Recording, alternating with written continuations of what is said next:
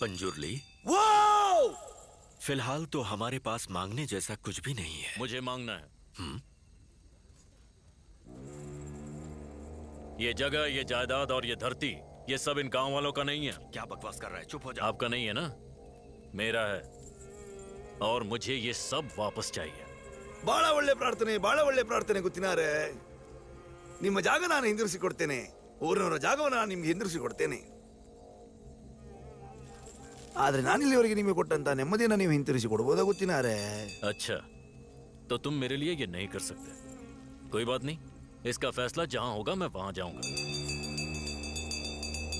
ಕೋರ್ಟಿಗೆ ಹೋಗ್ತಿ, ಆದ್ರೆ ನಿನ್ನ ತೀರ್ಮಾನ ಮೆಟ್ಲಲ್ಲಿ ನಾನು ಮಾಡ್ತೇನೆ. ಜಾಗ ಊರಿನವ್ರದ್ದು. ಅದರ ತೀರ್ಮಾನ ಇವತ್ತಲ್ಲ, ಮುಂದೊಂದು ಕಾಲ ಬರಬೇಕಾಗ್ತದೆ. अच्छा, गांव वालों की है। और ये दैव बोल रहा है या कोई नर्तक बोल रहा है?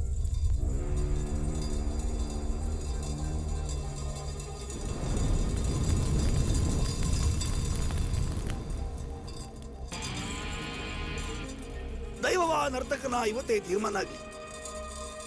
ನರ್ತಕನಾದ್ರೆ ನಾನು ನಿಮಗೆ ಸಿಗುವಂತವನಾಗ್ಲಿ. ದೈವವಾದ್ರೆ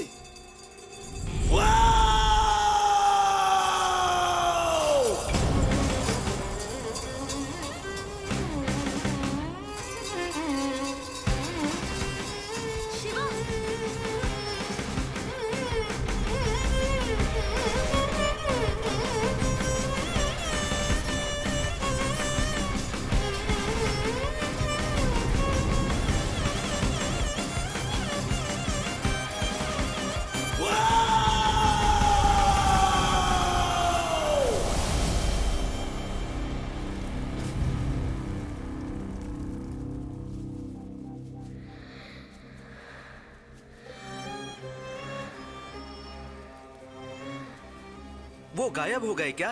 और क्या, यहीं रहते तो वापस नहीं आते क्या? किसी ने मारा हो तो? मारा होता तो बॉडी तो मिलती भैया। हाँ, बात तो सही है। तुम वो रहस्यमयी जगह देखना चाहते हो क्या? जंगल में वो जहाँ से गायब हुए थे वहाँ आग थी, लेकिन वो आग जंगल को रोशनी नहीं दे रही थी बल्कि और अंधेरा कर रही थी। और वो साहेब तो कोर्ट की सीढ़ियों में ही खून की उल्टी करके मर गया। ಕೋರ್ಟಿಗೆ ಹೋಗ್ತಿ, ಆದ್ರೆ ನಿನ್ನ ತೀರ್ಮಾನ ಮೆಟ್ಲಲ್ಲಿ ನಾನು ಮಾಡ್ತೇನೆ.